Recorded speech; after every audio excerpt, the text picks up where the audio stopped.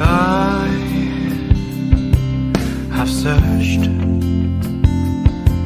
many years on end. There was none that my soul could depend. My soul cries out for your presence in here. This very hour, for your presence in here. In His name I find, in His name I find, in His name I find the peace I seek. In His name I find, in His name I find, in His name I find the joy I seek. In your presence I am free from the chain that has bound me.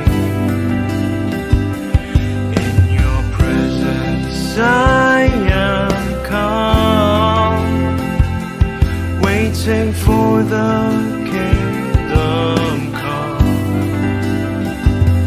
In your presence I am free from the chain that has bound me.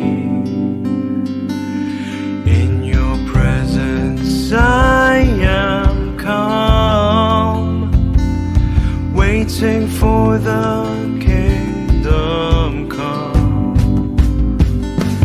In His name I find, in His name I find, in His name I find the peace I seek.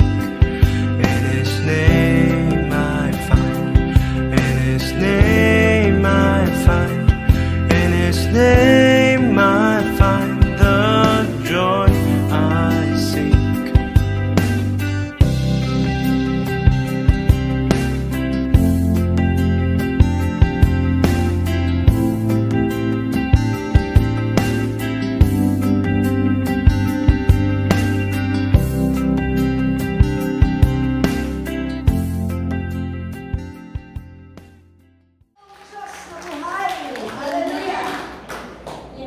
Sabihin ko sa katabi mo na mapagpalang umaga. Dahil December na po ngayon at Praise Sunday po po at nakaka-bless po, no? At ang unang kakantahin po natin is titled One Thing Remains. And ang sabi po dito sa chorus, Your love never fades. Dahil ang pag-ibig ng Panginoon ay walang katumbas, walang katulad. Kaya mga kapatid, purihin natin ang ating Panginoon at awitin natin siya. Sige kapatid, kung may problema ka man, kung may pinagdadaan ka man, ilapit mo yan sa Panginoon. Come on!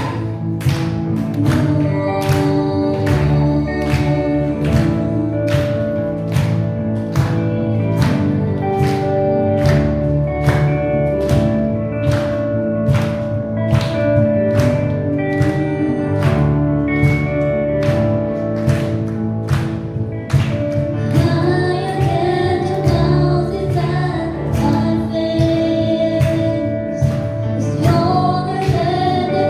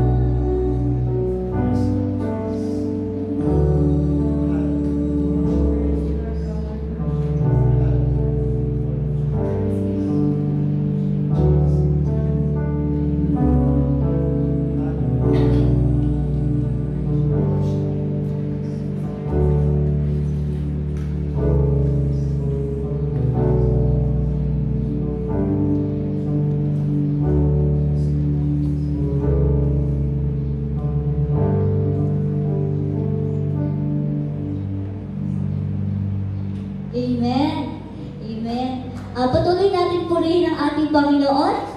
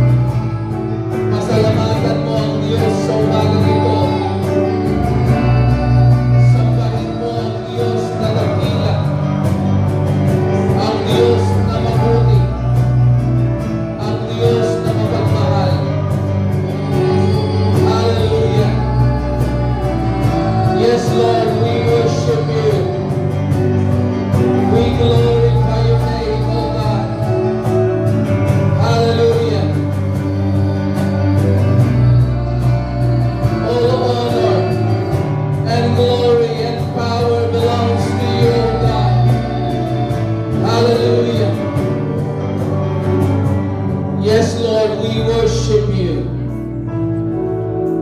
We magnify your name, Father God. Salamat po, Panginoon, minsan pa. Kami ay iyong idinako sa lugar na ito upang ikaw ay aming purihin, sambahin at dakilain. Salamat, Panginoon, sa kalayaan na meron kami. Anytime, anywhere, we can worship you, O God. Salamat, O Diyos, sa pribileyo. Hindi lahat, Panginoon, ay meron ganitong kalayaan at pribileyo upang ikaw ay sambahin at dakilain. Lord, we thank you so much, O God. Lord, salamat po sa iyong kabutihan at katapatan sa aming mga buhay. Salamat din po, Panginoon, at binigyan mo kami ng pagkakataon upang muling makadulog sa iyo, O Diyos. At patuloy po namin ina-acknowledge, O God, ang isang katotohanan that truly, Lord, apart from you, we cannot do anything. Kaya, O Diyos, muli kami ay kumukonekta sa iyo. Hayaan mo po, Panginoon, na sa umagang ito, ang bawat isa po sa amin ay muling mapalakas ng iyong mga salita. Muling makita namin, O Diyos, ang iyong kalooban sa aming po mga buhay. Na kung anuman, O Diyos, ang aming mga pinagdaraanan, ikaw ay merong laging nakalaan na biyaya upang kami, O Diyos, ay makapagpatuloy, malagpasan namin at mapagtagumpayan namin ang anumang pinagdaraanan namin sa aming pong mga buhay. Tunay nga po, Panginoon, habang kami ay merong hininga, makakaranas kami ng mga pagsubok at problema sa aming pong mga buhay. Pero maraming salamat po, Panginoon, dahil kung kami ay patuloy na magtitiwala sa iyo at amin pong ilalagak ang amin pong buhay sa iyo, Diyos, hindi mo kami pababayaan at hindi mo kami iiwanan. Dahil yan ang pangako mo po, Panginoon. Kaya, O Diyos, hayaan mo, nabigyan mo kami ng kalayaan sa pakikinig ng iyong mga salita. Buksan mo ang aming mga pandinig upang mapakinggan namin ang iyong tinig sa umagang ito. Buksan mo ang aming mga pangunawa upang maunawaan namin, O Diyos, ang bawat salita mo na mahahayag sa aming pong kalagitnaan. Buksan mo ang aming mga puso higit sa lahat upang ang pusong ito, O Diyos, ay maging isang matamang lupa na paghahasikan ng iyong mga salita. Dahil, Lord, ang bawat salita mo, pag amin pong tinanggap at amin pong, Lord, inilagay sa aming mga puso, ito'y tutubo at mamumunga. At walang ibang makikinabang kundi kami, Panginoon. Kaya, O Diyos, amin pong inanyayahan ang malayang pagkilos at paggalaw ng iyong banal na Espiritu sa aming pong kalagitnaan. At walang anumang balakin at anumang gawa ng kaaway ang siyang mananaig sa aming kalagitnaan. Dahil ang apat na sulok na lugar na ito ay pinuno mo na ng iyong kapangyarihan at ng iyong presensya. Kaya, O Diyos, minsan pa, pinupuri ka namin, sinasamba ka namin. Ito po ang aming panalangin sa pangalan ng iyong anak na si Jesus. Ang lahat mo'y magsabi ng Amen and Amen. Hallelujah. Provisyon ng Panginoon, at last, nakagawa na po tayo ng lugar ng mga bata. At ang isusunod po nating project ay lalagyan po natin ng air condition yung kids room para hindi po mahirapan yung mga bata po natin at ma-enjoy po nila yung kanilang fellowship at pag-aaral ng salita ng ating po Panginoon. Palakpakan po natin ang Diyos. Amen. Napakabuti ng ating pong Panginoon. Praise God. Sabi mo sa iyong katabi, kapatid, ako ay masaya, nakatabi kita ngayon. Amen.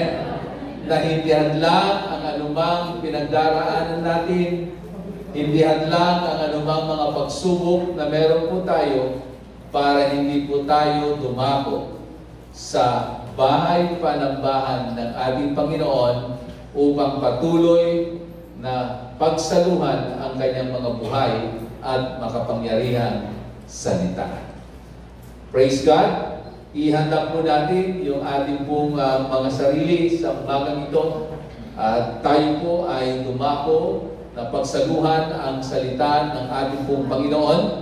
At bilang recap lamang po sa ating pong napag-aaralan sa mga nakalipas na linggo,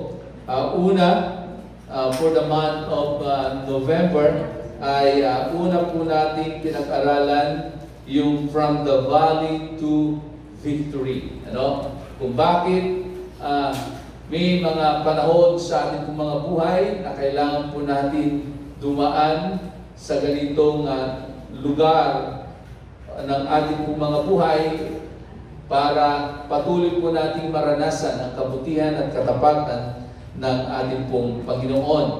And then sumunod na linggo ay pinag-aralan po natin yung bundok, how to claim our mountain. Amen? And then last Sunday ay pinag-aralan naman po natin yung river. Okay? Crossing our Jordan River. At alam naman po natin, gaya ng napag-aralan po natin last Sunday, pag napakinggan po natin ang katagang ito, ang ilog o river, ito'y nagdudulot ng buhay, ito'y nagdudulot ng provisyon, at ito ay pwede rin mapabuti o mapahamak ang iyong buhay. Okay? Pero nakita po natin na sa anumang kalalagayan ng buhay, pagkasama natin ang ating pong Panginoon, na kahit na sa tingin po natin ay napakahirap, pero magiging madali ang lahat ng bagay. Amen? And then, this morning, nais ko pong ibahagi po sa inyo ang salitang fire. Apoy. Okay? O sabihin po natin sunog. Okay? Sabihin mo sa iyong katabi, fire. In 1 Peter chapter 4, verse 12 to 16. Dito ko po sisimulan ang ating pong pag-aaral sa umaga nito. Sabi ganon ng salita ng ating pong Panginoon, 1 Peter chapter 4, verse 12 to 16, in New International Version. Dear friends, do not be surprised at the fiery ordeal that has come on you to test you, as though something strange were happening to you. But rejoice, inasmuch as you participate in the suffering of Christ, so that you may overjoy when His glory is revealed. If you are insulted because of the name of Christ, you are blessed. Sabihin mo sa iyong katabi, you are blessed. You are blessed if you are insulted because of Jesus Christ. For the Spirit of glory and of God rests on you. If you suffer, it should not be as a murderer or a thief or any other kind of criminal or even as a meddler. However, if you suffer as a Christian, do not be ashamed, but praise God that you bear that name. Amen? Palapakan po natin ang pagkakabasa ng salita ng Diyos. Sa bansang Amerika po, dumating ang isang pagsubok sa kanila makalipas ang maraming taon.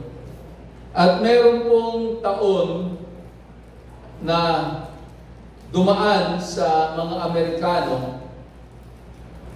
na ayon sa kanilang pag-aaral ng National Fire Protection Association sa bansang Amerika, kanilang napag-alaman na in every 24 seconds ay merong nagre-report daw na merong sunog na nangyayari sa kanilang lugar. In every 24 seconds, merong nangyayaring sunog sa kanilang lugar at ito yung mga report na kanilang natanggap. Grabe, sobrang dami. No? At kadalasan sa kanilang pag-aaral at pagsasaliksik, yung nagiging dahilan daw ng sunog, kadalasan ito ay nangyayari sa loob ng tahanan o sa loob ng bahay. At ang number one daw na dahilan ay habang sila ay nagluluto. Kahit ano pong gamitin nila, ito man ay yung gas o LPG, o ito man ay di kuryente, pero sa kanilang statistic na nakalap, kadalasan yung sunog daw ay nangyayari dahil sa kanilang pagluluto. At ang pangalawa ay dahil sa mga electrical malfunction. At dahil po sa bagay na ito, no? Sabi pa nga dito sa sumunod, ang pangatlo na dahilan daw ay dahil sa sigarilyo at kandila. Yun yung mga nagiging number one na dahilan ng sunog sa kanilang lugar. At dahil po sa kanilang nararanasan na matinding sunog, umabot sa taon na iyon na ang kanilang kalugihan noong 2018. Kailan lang? 2018. Ano? Umabot na walang property ay nagkakahalaga ng $23 billion. Ganoon ang nagiging epekto po ng sunog. Okay? At isa sa mga matinding sunog na nararanasan tuwing panahon ng summer season sa kanila ay yung tinatawag na wildfire. Lalo-lalo na sa lugar po ng California.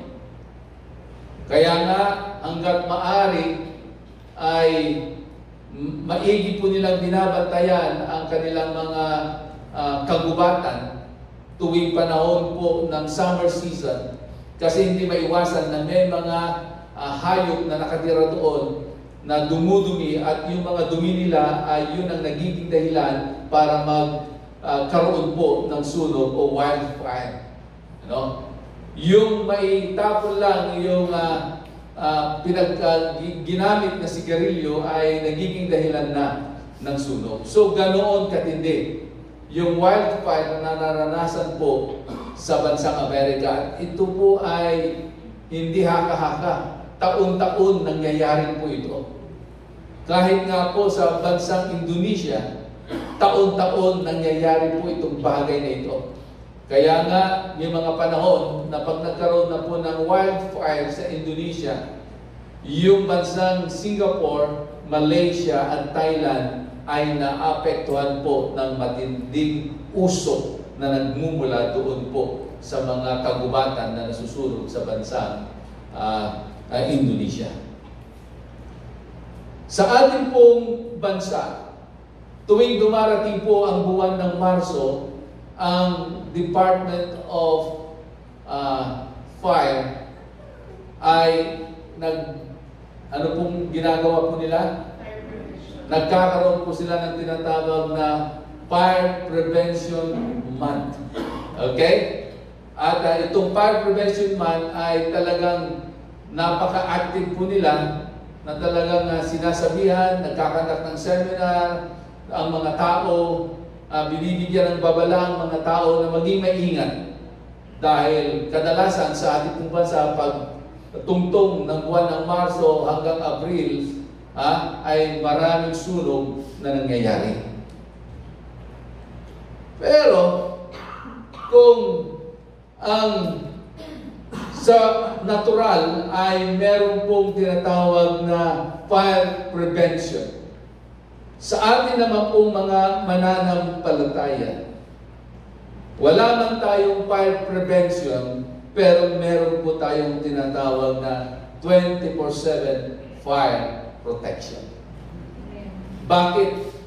Kasi hindi natin mapiprevent ang mga pagsubok at problema o ano ba bang mga matitinding mga bagay-bagay na mangyayari at magaganap sa ating pong mga buhay o maging sa miyembro ng ating pong pamilya. Ang kailangan natin every time na merong mangyaring ganito, sa buhay mananampalataya natin, ay kailangan natin yung tinatawag na fire protection. Okay? In Isaiah chapter 43, beginning verse 2, sabi ganon sa New International Version, when you go through deep waters, I will be with you. Amen? When you go through rivers of difficulty, you will not drown. Okay? When you walk through the fire of oppression, you will not be burned. The flames will not consume you. Okay? Di ba, may mga panahon noong early 90s, sikat ang isang awitin. Na ito yung awitin na lagi inaawit po ng mga Kristiyano. Amen? Lalo-lalo na nung panahon ng charismatic movement. Ito yung awitin na dumaan ka man sa ilog, hindi ka malulunod. May ganun-ganun pa eh. Dumaan ka sa apoy, hindi ka masusunog. At yung awitin na yon ay dito nila kinuha. Pero hindi literal na apoy yung sinasabi po dito sa buhay ng bawat mananampalataya. Sabi nga po dito, the fire of oppression. Pwedeng the fire of persecution. Pwedeng the fire of problems and trials sa ating pong mga buhay. Pero, itong mga bagay na ito, hindi po natin mapiprevent ito. Dahil habang buhay tayo, meron tayong pagdaraanan ng mga pagsubok, problema, trials, and difficulties sa ating po mga buhay. Naniniwala ba kayo doon? Habang buhay po tayo. Di ba, lagi kong sinasabi sa inyo, ang taong hindi na makakaranas ng ganitong mga bagay sa kanyang buhay ay yung taong wala ng hininga. Pero habang meron tayong hininga, habang tayo ay nabubuhay pa, hindi tayo exempted sa mga bagay na ito. Pero, yes, hindi tayo exempted sa mga bagay na ito o sa mga pangyayari ito. Ito naman ang kasiguraduhan natin. 24/7, meron tayong protection na mararanasan mula sa ating pong Panginoon. Amen? Kaya nga, even though you will walk through the fire of oppression, you will not be burned up. Hindi raw tayo maigugupo. Hindi tayo, tawag nun, masisira. Kahit tayo dumaan, no? Sa apoy ng operasyon, sa apoy ng mga pagsubok, sa apoy ng mga trials and difficulties sa ating mga buhay. Tandaan mo natin, sa buhay ng mananampalataya, ang anumang mga pangit na sitwasyon ay inaalaw ng Diyos na maranasan po natin para tayo ay Kanyang sumukin. Sabihin mo sa iyong katabi, kapatid, yung nararanasan mo na yan, na sa tingin mo ay pangit, yan ay pagsubok lamang. Amen? In our lives, God allows trials and difficulties to test us and to refine us. Ulitin ko. God allows trials and difficult situations to test us and to refine us. Alam nyo, para maunawaan po natin, hindi lahat ng pagkakataon ang apoy ay nakakasira. Ito ay pakinabang din. Di ba, yung mga minero, pag sila ay naghanap at nagmina ng ginto, hindi agad-agad yun ay magiging purong ginto. Amen? Yung nakuha nila doon sa lupa o sa ilog o saan man nila ito nakuha, nagiging puro lamang yung ginto na yon pag ito'y pinadaan mo saan? Sa apoy. Kailangan dumaan muna siya sa apoy para siya ay ma-refine. Okay? Para po siya ay maging puro. Sa buhay po natin, gano'n din po. Inaalaw ng Panginoon ang mga pagsubok, ang mga pangit na sitwasyon sa ating po mga buhay, hindi lamang para subukin tayo, para ma-refine tayo at maging kalugod-lugod at kaaya-aya tayong mananampalataya. Amen? Kasi habang tayo ay lumalalim sa ating Panginoon, habang tayo ay nagpapatuloy sa ating pong Panginoon, unti-unti tayo ay binabago ng Diyos na yung mga pangit ay unti-unti niya itong inaalis. Okay? So, God allows trials and difficult situations to test us and to refine us, not to consume us or to destroy us.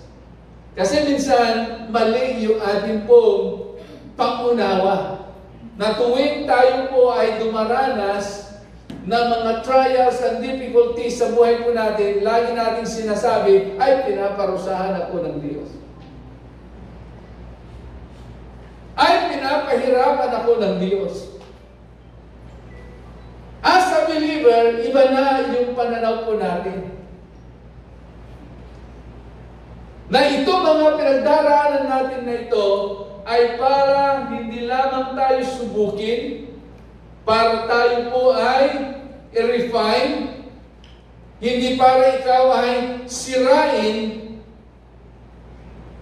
kundi para ikaw ay maging kaaya-aya at maging kalugod-lugod sa harapan ng ating pong Panginoon.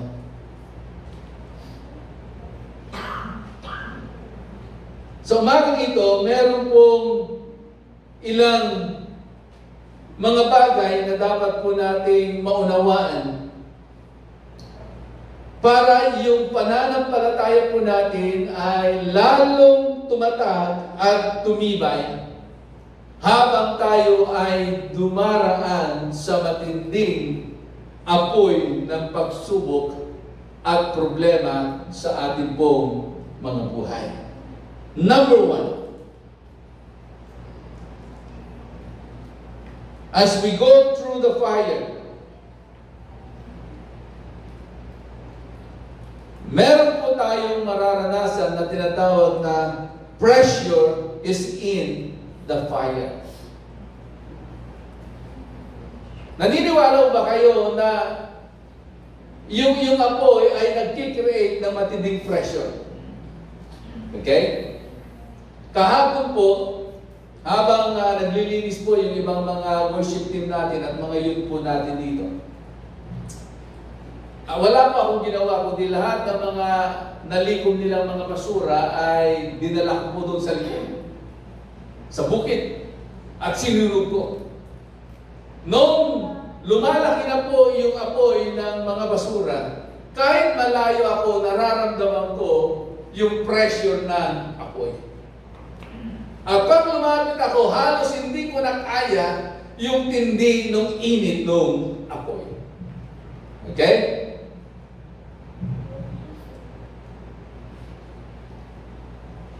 So, meron pong pressure sa apoy, no? At ito po ang tingnan po natin. As we go through the fire of trials and difficulties, hindi ibig sabihin, ito ay dinisenyo para tayo ay durugin. Okay? Kundi, gaya na nasabi ko kanina, is to refine us. In 2 Corinthians chapter 4, verse 8, maging si Apostol Pablo ay naranasan niya ang matinding pressure sa kanyang buhay. Sa mga matitinding mga pinagdaanan niya sa kanyang pagsunod at paglilingkod sa ating pong Panginoong Hesus. Sabi nga noon in 2 Corinthians chapter 4, verse 8, we are hard pressed on every side, but not crushed, perplexed, but not in despair. So, sabi niya, kami ay ginigipit. Magkabilaan. Sabi gano'n. In every side kami ay ginigipit. Ibig sabihin, kahit saan sa subong, matindi yung pressure na kanyang nararanasan sa kanyang pananampalataya. Sa kanyang paglilingkod sa ating pong Panginoon. Pero sabi niya, but not crushed, but not perplexed, nor in despair. Parang ganito ang sinasabi ng salita ng Diyos sa bawat isa sa atin.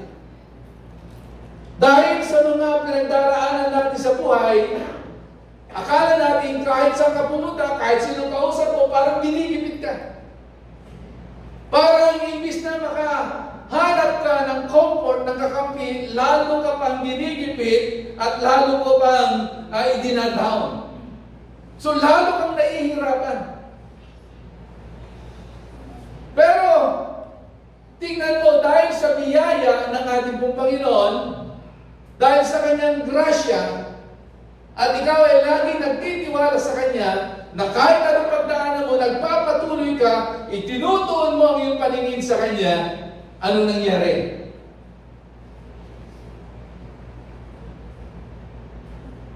Malakas ka pa rin.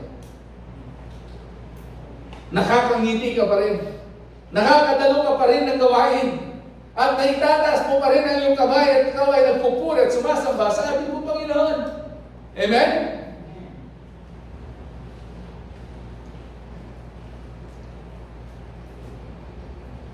And then pangalawa,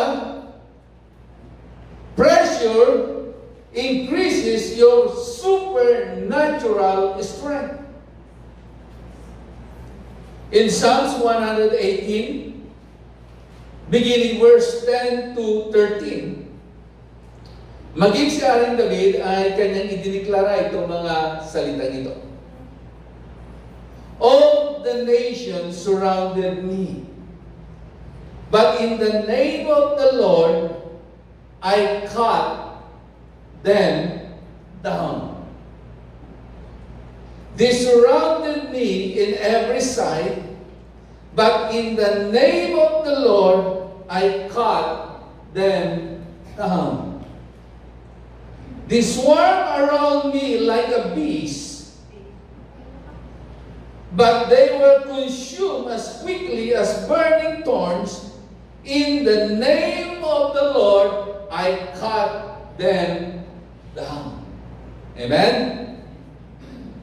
I was pushed back and about to fall, but the Lord helped me.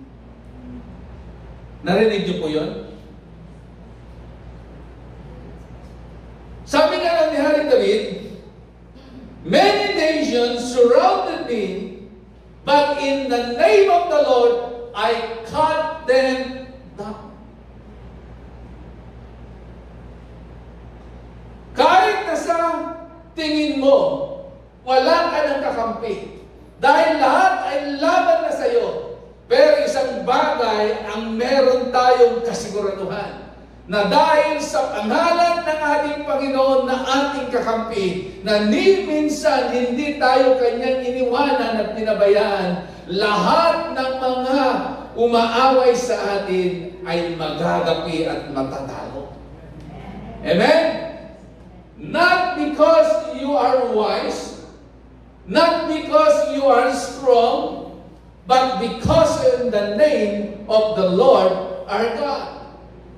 Diba ang sabi po ng Biblia, that in the name of Jesus, every knee will bow down in His name. Amen? And the sabi, I was pushed back and about to fall, but the Lord helped me. Sino raw ang tutulong sa atin? Sino yung helper natin? Ang Diyos. Kaya nga kapatid, huwag tayong panghinaan ng loob. Yung kalungkutan na nararanasan natin, pansamantala lamang yan.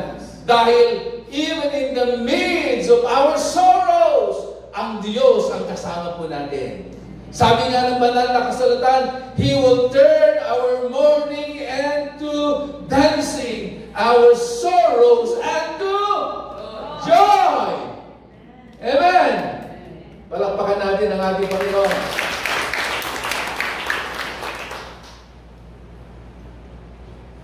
Pangatlo, why pressure is in the fire.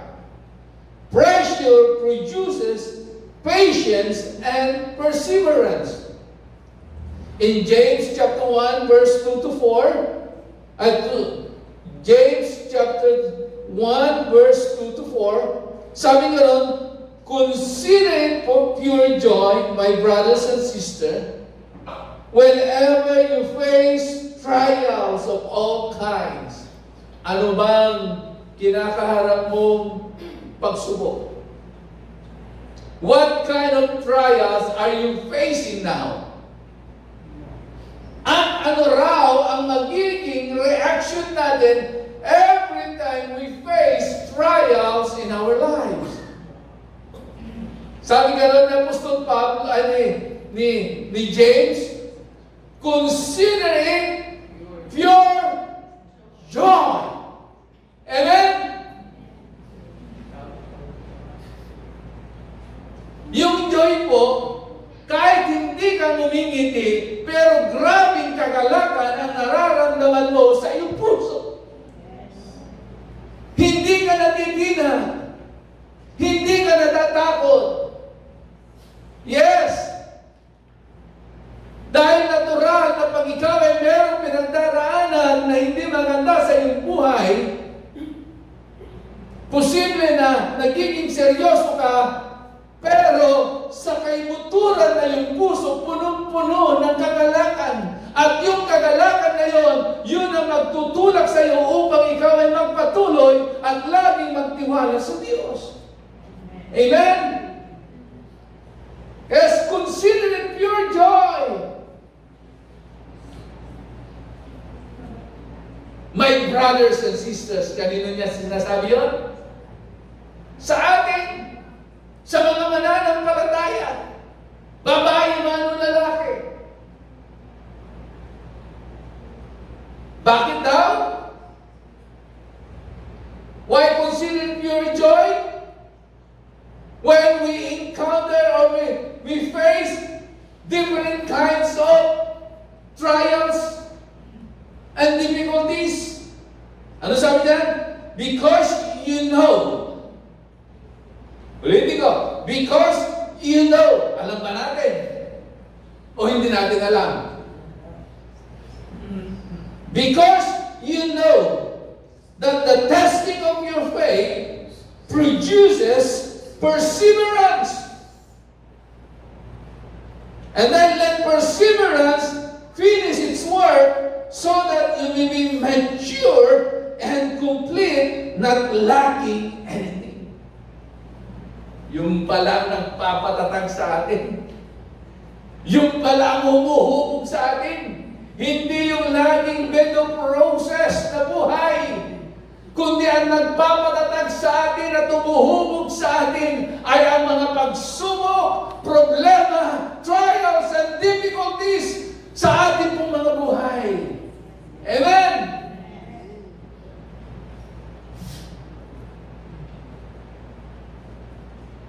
Naging champion kaya si Pacquiao kung pahiga-higa lang siya at kanyang minumuni-muni, ay, boksingero ako. Patutumbahin ko si Barrera. Patutumbahin ko si Juan Miguel Marquez. Ina-knock out ako ni Mayweather. Ganun ba? Hindi. Kailangan niyang dumaan sa matitinding pagsubok, ensayo. Pinapahirapan niya ang kanyang pisikal na pangangatawan. Kailangan niyang disiplinahin ang kanyang katawan, ang kanyang sarili. Kailangan niya magkaroon ng determinasyon. At yung kanyang pag-iinsay na yun, nasa kahit na nahihirapan ang kanyang pisikal na pangatawan, yun ang nagiging dahilan para siya ay mag-persevere.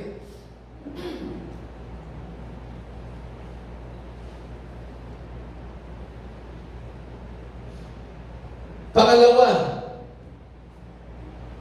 na bagay na atin pong makikita every time we are in the fire, merong nangyayaring pruning. Kanina, pressure is in the fire. Now, the second thing is pruning is in the fire. In John chapter 15, verse 5 and 6, sabi ni Jesus sa kanyang mga alagad at sa mga taong sumusunod sa kanya, sabi niya, I am the vine and you are the branches. If you remain in me and I in you, you will bear much fruit. Apart from me, you cannot do nothing. If you do not remain in me, you are like a branch that is thrown away and withers. Such branches are picked up, thrown into the fire, and burned. Okay? Sabi ni Jesus, ako ang puno, kayo ang mga sanga. Ang nananatili sa akin, siya ay mabubuhay at mamumunga. Ngunit ang sanga na hindi nananatili sa akin, siya ay matutuyo at malalanta. At ang kanyang pakinabang, siya itatapon sa apoy at siya ay masusunog. Okay? Kaya tingnan niyo po, dahil maraming mga tao na ini-ignore nila ang kakayanan ng ating pong Panginoon, ayaw nilang tanggapin si Jesus bilang Panginoon at tagapagligtas ng kanilang buhay. Akala nila magaling sila, akala nila kaya nila ang anumang bagay sa kanilang buhay. Pero kadalasan, ang madaling sumuko ay yung mga tao na walang koneksyon sa Diyos. Madaling mapahamak. Pero ang sabi dito ni Jesus, dahil ako ang puno, kayo ang mga sanga,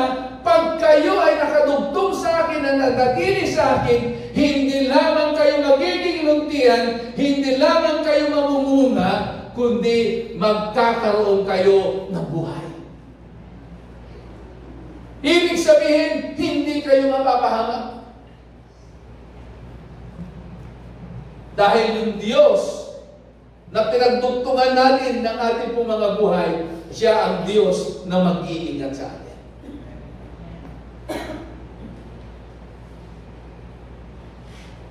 Number 3, pangatlong P, pressure, pruning, and then partnership is in the fire.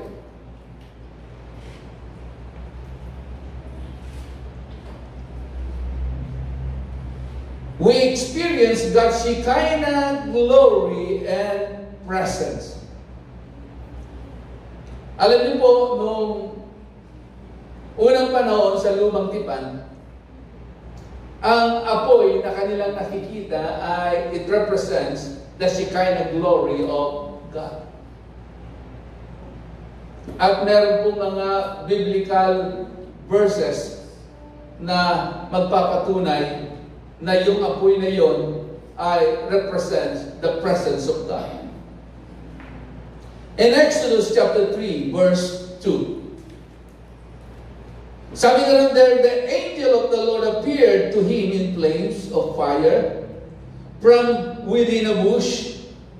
Moses saw that through the bush was on fire, but it did not burn up.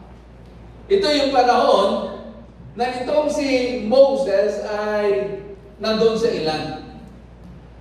At siya po ay nag-aalaga ng tupa. At hindi nagtagal doon sa ilan, nakita niya ang isang puno. At yung puno na kanya nakita ay nasusunog. Umaapoy yung puno na yun. Kaya nga tinawag na burning bush. Pero nung nilapitan niya, nagulat siya. Kasi sa kalayuan, nakikita niya merong apoy doon sa bush na yun. Pero nung nilapitan niya, hindi nakukonsume ng fire yung puno na yun. At doon narinig niya ang isang tinig. At ito'y tinig ng ating pong Panginoon. Amen?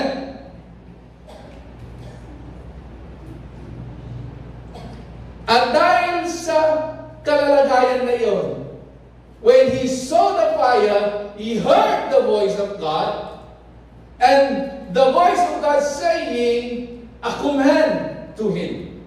Okay? At yun ay sinunod ni Moses. At yun ang naging simula ng magandang kwento ng kanyang buhay. In Exodus chapter 13, verse 21, sabi nga nun, by day, the Lord went ahead of them in a pillar of clouds to guide them on their way, and by night, in a pillar of fire to give them light, so that they can travel by day or by night. Ito po yung panahon na pinangungunahan na ni Moses ang mga Israelita nung sila ay umalis doon sa lugar ng Ehipto mula sa pagkakalipit sa kamay ni Haring Paraon. And then, sa kanilang paglalakbay, sabi ganoon, pag araw at matindi ang sikat ng araw, ano ang ginagawa ng Diyos? Nagpapadala siya ng matinding ulap para hindi mahirapan ang mga pinili niya na maglakbay. At pagdating naman daw ng gabi, nagpapadala siya ng apoy mula sa kalawakan. Para ano? Para mag-create ng liwanag at pwede silang magtuloy-tuloy sa kanilang paglalakbay. At yung apoy din yun ang nagiging katuwang nila dahil may mga panahon sa ilang, sa disyerto, na matindi yung tinatawag na desert storm. Okay? Yung matinding hangin. At yung hangin na yun ay nagkikreate na matinding lamig sa kanila. So, kailangan din nila yung apoy na yun. Okay? So, sa buhay po natin, mga minamahal kapatid, Ano man ang pagdaanan natin sa ating pong buhay. Okay? Iba't iba ang ating pagdaraanan at mararanasan sa ating pong mga buhay. Pero isang bagay ang may assurance po tayo. Ang Diyos ay lagi magpuprovide ng mga bagay sa buhay po natin para makapagpatuloy tayo sa ating pong paglalakbay. Amen? In Daniel chapter 3, in verse 22 to 28, makikita po natin dito kung paano ang ginawa at himala na ikinilos ng ating pong Panginoon. Ano sabi po dyan? The king's command was so urgent that the furnace is so hot that the flames of the fire killed the soldiers who took up Shadrach, Meshach, and Abednego. And there 3 men firmly tied into the blazing furnace. Then the king, Nebuchadnezzar, leaped to his feet in amazement and asked his advisor, "Were there 3 men that we tied up and threw into the fire?" They replied, "Certainly, your majesty." He said, "Look, I see 4 men walking around in the fire, unbound, unharmed, and the 4th looks like a son of the gods." Nebuchadnezzar then approached the opening of the blazing furnace and shouted, "Shadrach, Meshach, and Abednego, servant of the Most High God, come out, come here." And the satraps, the prefects, governors, and royal advisors crowded around them. They saw that the fire had not harmed their bodies, nor was a hair of their heads sign. Their robes were not scorched, and there was no smell of fire on them. Nebuchadnezzar exclaimed, "Praise to the God of Shadrach, Meshach, and Abednego." He sent his angel and rescued his servants who trusted in him. They violated the king's command and the rest their lives rather than serve or worship any god except their own God. Amen? Tingnan niyo po. Ito yung sinasabi ko sa inyo kaninang awitin. Dumaan ka man sa apoy, hindi ka masusunod. Sa natural, ang sunog, pwede kang mamatay, pwede kang masira, pwede kang mapahamak. Pero, dahil ang Diyos ay kakampi natin, dumaan man tayo sa ganitong klase ng kalalagayan. Kung nangyari sa buhay ni Shadrach, Meshach, and Abednego, naranasan nila na kahit daw isa man sa buhok nila ay hindi man lamang nasunog. Nung amuyin yung kanilang mga damit, walang amoy. Sunog. Dahil proteksyonan sila ng ating pong Panginoon. Kapatid, nahihirapan ka na ba sa mga pinagdaraanan mo sa buhay? Sa tingin mo, sunog ka na. Sa tingin mo, gipit na ka na. Sa tingin mo, bagsak ka na, durog ka na. Kapatid, merong Diyos na makapangyarihan. Siya ang Diyos na kahit sa tubig ay kaya kanyang iligtas. At siya rin ang Diyos na kahit sa apoy ng mga pagsubok at problema, kaya kanyang samahan at kaya kanyang iligtas. Amen? Mantakin nyo, si Hari Nebukadnezar, 3 yung itinapon sa pugon, pero ang nakita niya 4. At siya mismo ang nagsabi na yung isa looks like the son of the gods. Sa buhay po natin, hindi man tayo maunawaan ng mga tao. Bakit nasa gitna ng mga problema at pagsubok nakapagpapatuloy po tayo? Sa gitna ng mga malulungkot na pangyayari, nakapagpupuri at pasalamat pa rin tayo sa ating pong Panginoon. Bakit hindi tayo sumusuko? Dahil alam natin, kasama natin ang Diyos. Amen? Hindi natin pwedeng isigaw na kasama natin ang Diyos, napakaputi ng Diyos sa tuwing ang buhay natin ay maayos at maganda at ang buhay natin ay pinagpala. Sa hirap at ginawa, in good times or in bad times, patuloy natin isisigaw na ang Diyos ay mabuti. He is good all the time. Amen? Ang Diyos ay mabuti.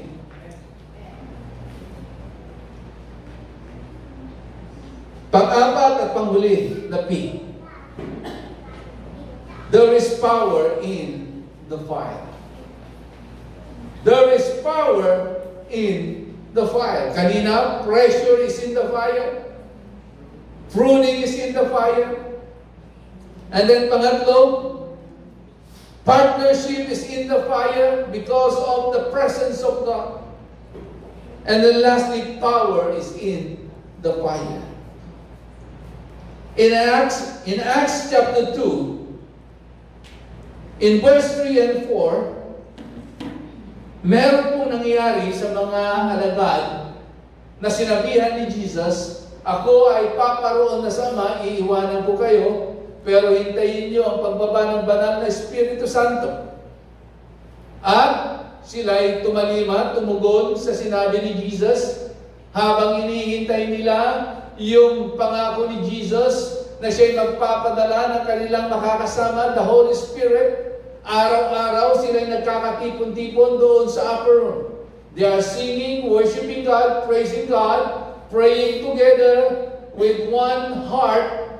At alam nyo, dumating yung pagkakataon na pinakahihintay nila. Sila ay binabaan ng kapangyarihan ng ating pong Panginoon. Sabi ganon, they saw what seems to be tongues of fire that separated and came to rest on each one of them. All of them were filled with the Holy Spirit and began to speak in other tongues as the Spirit enabled them. So, makikita po natin, ito na yung kaganapan at katuparan ng pangako ni Jesus. At sabi nga nung nakita raw nila na biglang meron bumaba at tongues of fire mula sa kalangitan at binabaan ng bawat isa. At nung sila'y mababaan, na sa tingin nila is the tongues of fire, ang bawat isa ay napuspos ng kapangyarihan ng Diyos. At habang sila'y napuspos ng kapangyarihan ng Diyos, ang bawat isa ay nagsalita ng iba't ibang wika. Kaya makikita nyo, may mga mananampalataya, hindi natin maunawaan why they speak in other tongues. Huraba shika rababa yende. Hurobo sukuraba sakaraba. Amen? So, why? Because of the Holy Spirit. Sabi nga, they were filled by the Holy Spirit. At yung pangyayari yon, it gives them power. It gives them the ability to share the gospel. At nung sila nababaan ng kapangyarihan ng Diyos, dati sila takot na takot, hindi na sila takot. Amen? So, friends, pakanaisin natin, we need to desire in our hearts that one day, these tongues of fire ay lumukob sa atin, mapuspos tayo ng kapangyarihan ng ating pong Panginoon. At sabi nga, because of the tongues of fire. They will speak in new tongues. At ano ba nangyari sa kanila? In Deuteronomy chapter 4, verse 11 to 12, fire is a consuming fire. You came here and stood at the foot of the mountain, while it blazed with fire to the very heavens, with black clouds and deep darkness. Then the Lord spoke to you out of the fire. You heard the sound of the words. You heard the sound of words, but saw no form. There was only a voice. Ito yung panahon na si Moses ay umakyat doon sa bundok. At ang Diyos ay nangusap sa kanya sa pamamagitan ng apoy. Amen? In Psalms 97 verse 3, dito tayo magtatapos sa talatang ito. In Psalms 97 verse 3, fire goes before him and consume his foes on every side. Ito yung panahon na si Haring David ay naranasan niya muli ang pagtatanggol ng Diyos sa kanyang buhay. Kung paano nilupig ng Diyos ang mga kaaway ng bayan ng Israel. At sabi nga nun, because of the fire goes before them. Amen? Laging nauuna daw yung presensya ng Diyos sa kanila. At tuwing nandoon ang presensya ng ating pong Panginoon, nananalo sila. Nilulupig ng Diyos ang kanilang mga kalaban. Kapatid, sa umaga nito, huwag kang magmadali. Huwag mong pangunahan ang Diyos. Kahit na sa tingin mo, hirap na hirap ka na dahil sa mga pinagdaraanan mo sa iyong buhay. Dahil sa kalungkutan na iyong nararanasan, sa iyong pagdadalamhati, huwag mong hunahan ang ating pong Panginoon. Hayaan mo na mauna ang presensya ng Diyos, ang kapangyarihan ng Diyos na dumaloy sa iyong buhay at sa iyong sitwasyon. Amen? Because if you allow the presence of God to go before you, certainly and surely you will overcome every problem, trials, and difficulties in your life. Amen. If you allow the presence of God to go before you. Hindi yung nauuna ka. Mapapahamak po tayo. Hindi tayo magtatagumpay. Madi-discourage lamang tayo. Kasi ang tunay na nagtitiwala sa ating Panginoon, hinahayaan niya muna na ang Diyos ang kikilos. Meron nga pangyayari sa Biblia, when God moves, then the people of Israel, they move.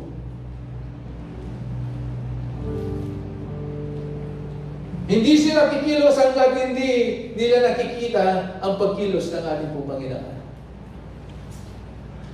Kaya nakita nyo, yung isang lalaki na ilang taon nang nagnanasa na siya ay gumaling sa kanyang sakit at karamdaman. Araw-araw siya dinadala doon sa isang lugar. Nakahiga siya sa kanyang higaan dahil hindi siya makatayo dahil sa sobrang karamdaman na meron po siya. At doon sa lugar na yun, kung saan maraming mga tao na nagpupunta, lalo-lalo na mayroong mga sakit. Tuwing nakikita nila na ang anghel ng Diyos ay kinakalawkaw yung tubig, nag-uunahan sila. Kasi ang sino mang unang makakalusong doon sa tubig na yung pag kinalawkaw ng anghel ng Diyos, yung tubig, siya ay gagaling. Anong ibig sabihin nito? Yung iba, hindi kagaya noong lalaking nakahiga sa kanyang banig ng karamdaman. Yung iba siguro, may ibang sakit pero kaya nilang lumakad na mag-isa. Pero hindi sila lumulusong sa tubig hanggang hindi nila nakikita ang pagkilos ng Diyos. Pero marami sa atin, dahil hindi tayo marunong maghintay, akala natin lahat ng naisip natin ay tama at makakabuti sa atin. Inuunahan natin ang ating pong Panginoon. Kaya ano nangyari? Lagi palpak. Lagi talunan tayo. Lagi discouraged tayo. Dahil inuunahan natin ang Diyos. Kung ang mga taong ito naghintay ng ilang taon, nagtiis sila, basta nasa puso nila, lulusong ako pag nakita ko yung pagkilos ng Diyos. Mga minamahal kong kapatid, sa ating pong mga buhay, you want to experience miracle? Gusto mong madaanan mo ang apoy ng pagsubok at problema sa iyong buhay at ikaw ay makakatagpos na nagtatagumpay? Hintayin mo ang kilos ng Diyos. Let the presence of God goes ahead of us. Tayo po tumayo, tayo po ay lumapit sa ating pong Panginoon.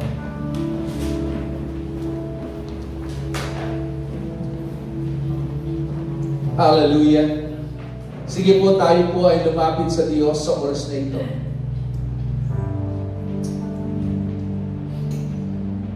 Hindi ko alam kung bakit ito ang mensahe na nais na iparating sa atin ng Panginoon sa umaga nito. Isang bagay ang alam ko, kilala tayo ng Diyos.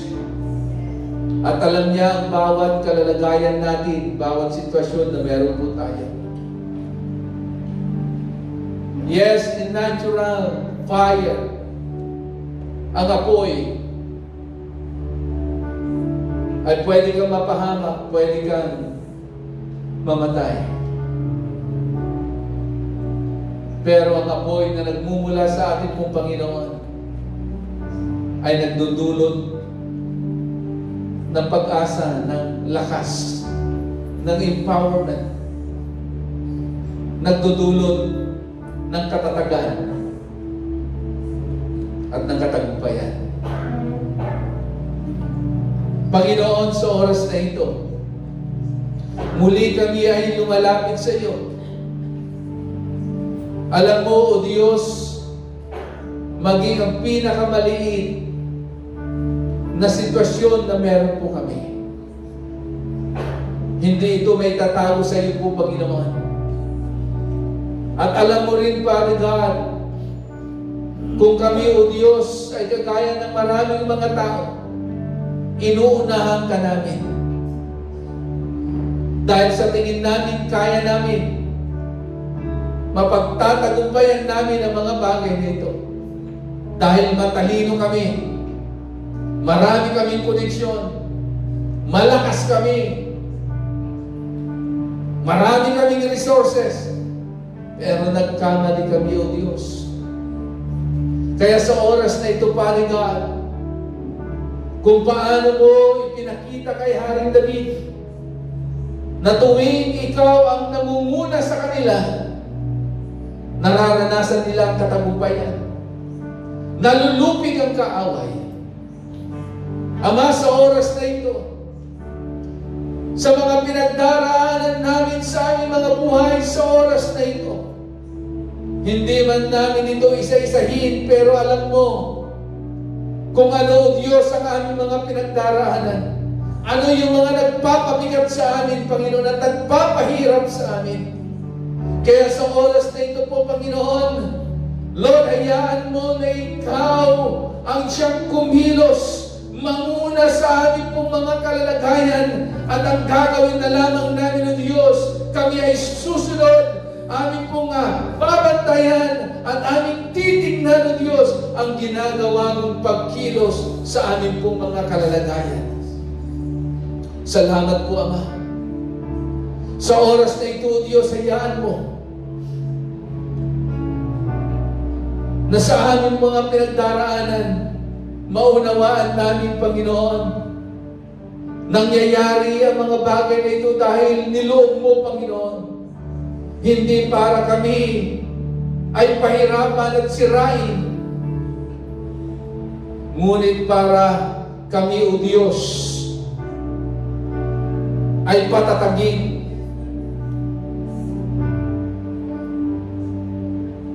To refine us,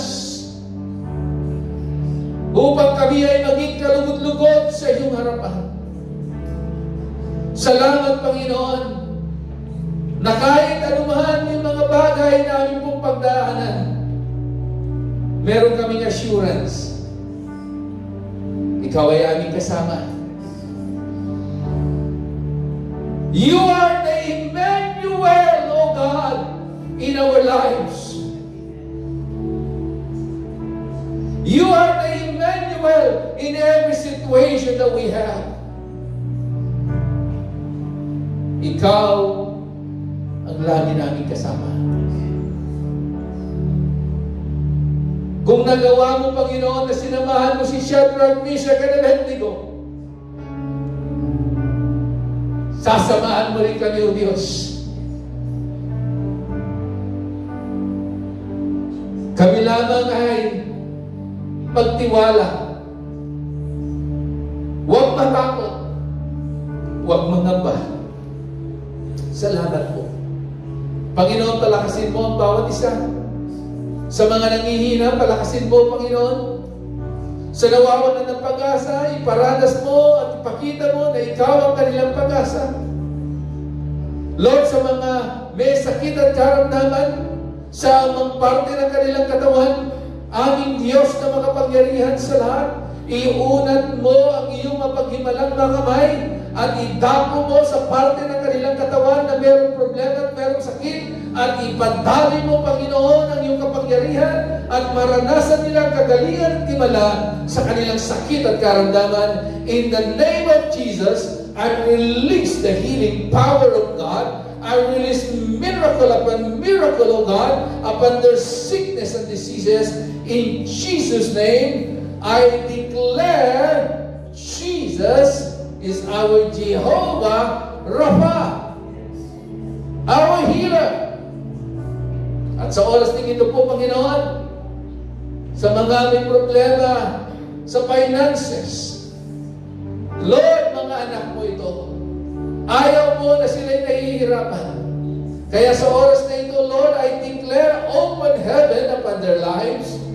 Lord, I release your divine provision, Lord, sa kanilang mga buhay, at anuman ang kanilang pangangailangan, ito ay iyong ipagkakaloob in Jesus' name. Salamat po, Panginoon. Sa mga dumaranas ng kalungkutan, pawiin mo ang kanilang kalungkutan at palitan mo ng kagalakan, Panginoon. Ama, salamat po. Patuloy na ilalagak namin ang aming pananampalataya sa iyo dahil ikaw ang Diyos na aming sinasamba, ang Diyos na pinaglagakan namin ng aming pananampalataya at pagtitiwala. Sa iyo namin pinagkakatiwala ang lahat sa pangalan ng iyong anak na si Jesus. Ang lahat ay magsabi ng Amen and Amen. Hallelujah.